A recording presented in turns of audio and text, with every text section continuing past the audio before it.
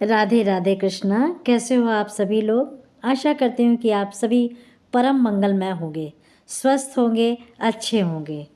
सबसे पहले आप सभी को मोक्षदा एकादशी की अनंत और अनंत शुभकामना।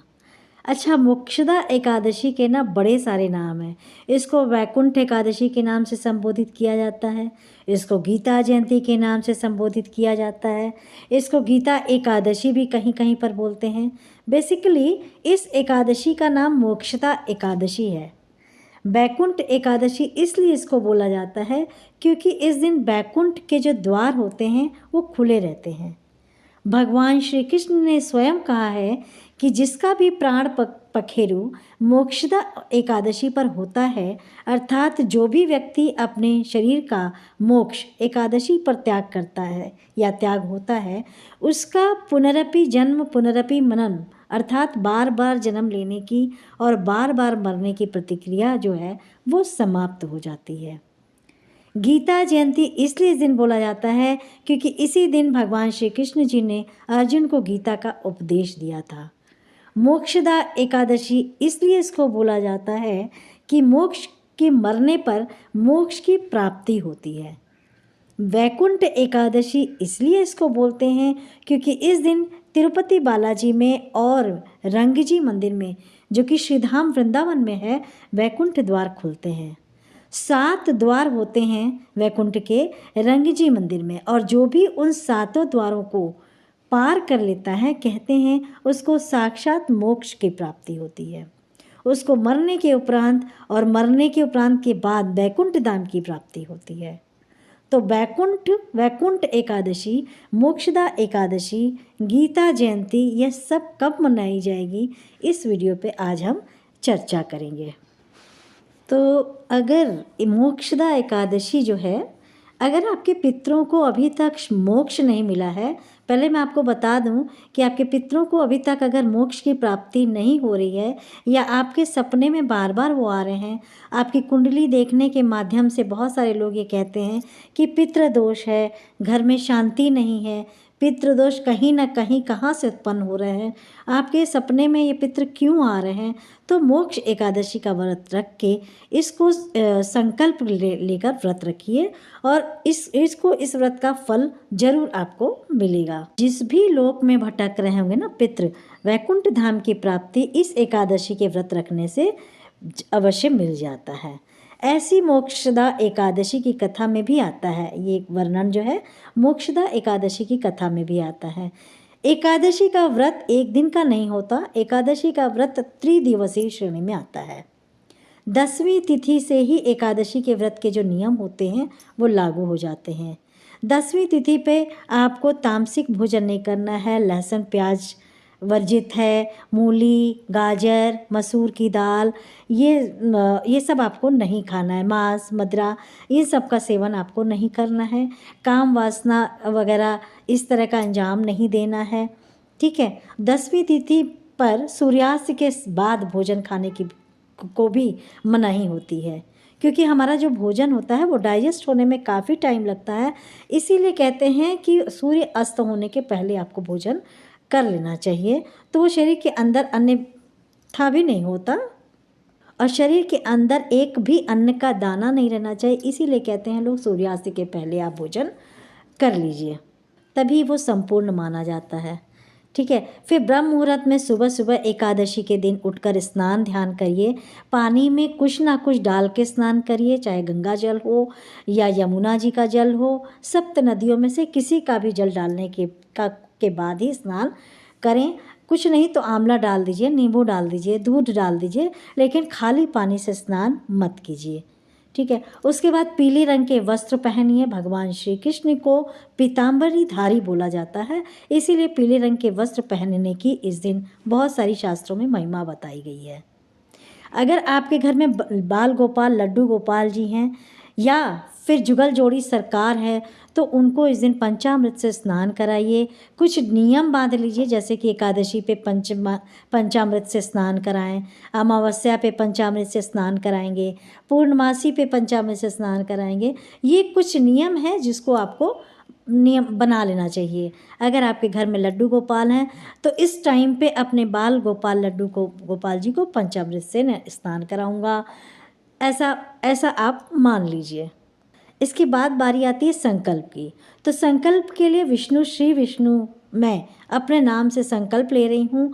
आपको अपने नाम से बोलना है। सबसे पहले हाथ में, वैसे तो देखो चावल से संकल्प लिया जाता है, लेकिन एकादशी के व्रत में चावल खाना मनाही है, वर्जित होता है। तो हाथ में एक लौंग ले लीजिए, सुपारी ले लीजिए, 2 सिक्का रख लीजिए और बोलिए कि श्री विष्णु जी, आप मेरा नाम अर्चना शुक्ला है, मेरा गोत्र ये है, मेरा निवास स्थान यहाँ है, मैं पूरी श्रद्धा भाव से एकादशी का व्रत रख रही हूँ। इस एकादशी व्रत के दौरान मैं भगवान मुझे एकादशी का व्रत संपूर्ण करने की शक्ति दें, ठीक है, क्योंकि वही दे सकते हैं आपको व्रत करने की शक्ति। आप में कुछ भी नहीं है, सब कुछ ईश्वर देता है आपको। तो ये शक्ति दें और जो भी सामग्री है भगवान के चरणों में समर्पित कर दीजिए, या फिर वो लोटा, जिस लोटे को का जल जो है आप सूर्य भगवान को समर्पित करते हैं, उस लोटे में ये सामग्री आप डाल सकते हैं। जब आप सूर्य भगवान को जल समर्पित करते हैं तो उसकी जो सामग्री है वो निकाल कर किसी भी पौधे में डाल दीजिए। जो पैसे हैं, जो भी सिक्का वगैरह रखा है, फूल वगैरह है, और जो ज़्यादा पैसा है तो किसी गरीब या निर्धन को दे सकते हैं। उसके बाद पूरी विधि विधान से एकादशी की व्रत की कथा सुनिए, पढ़िए। एकादशी की कथा की छोटी सी पुस्तक आती है, उसमें हर एकादशी की अपनी अलग अलग कथा होती है। तो एकादशी व्रत की आपको कथा पढ़नी है। उसके बाद भगवान का जो भी प्रिय भोग है वो लगाइए, आरती कीजिए और अपना आसन उठाइए। आसन उठाकर तुलसी माता के पास पहुंच जाइए, तुलसी माता के सामने घी का दीपक प्रज्वलित करिए, ठीक है। उसके बाद तुलसी माता के पास 4 परिक्रमा कीजिए। देखिए एकादशी है ना, तो 4 परिक्रमा बेसिकली आप करना चाहिए, लेकिन एकादशी पे कम से कम 11, 21, 31, 108, 101 की परिक्रमा करो। वहीं पे आसन बिछा कर बैठ जाइए और जो मंत्र आपके गुरु ने दिया है उस मंत्र का जाप कीजिए। अगर आपने गुरु मंत्र लिया है तो ज़रूर गुरु दक्षिणा मिली होगी आपको मंत्र के स्वरूप। उस मंत्र का जाप करिए और कम से कम 16 वाला माला जो 16 माला जो होती है, अगर किसी को कोई मंत्र बोलना है तो वो गुरु द्वारा जो मंत्र बोला जाता है उसके द्वारा आप लेकर ओम नमो भगवते वासुदेवाय नाम का जाप कर सकते हैं। यह बहुत ही पावरफुल मंत्र है और बहुत चमत्कारिक मंत्र है। या फिर आप हरे कृष्णा कृष्णा कृष्णा हरे हरे, हरे रामा रामा रामा हरे हरे, ये भी बीज मंत्र है। इसका भी मंत्र का बहुत महत्व है। आप राधा राधा भी कह सकते हैं, जिससे आपकी एक बार राधा तो 100 बाधाएं कटती हैं। तो ये मंत्र भी आप कर सकते हैं।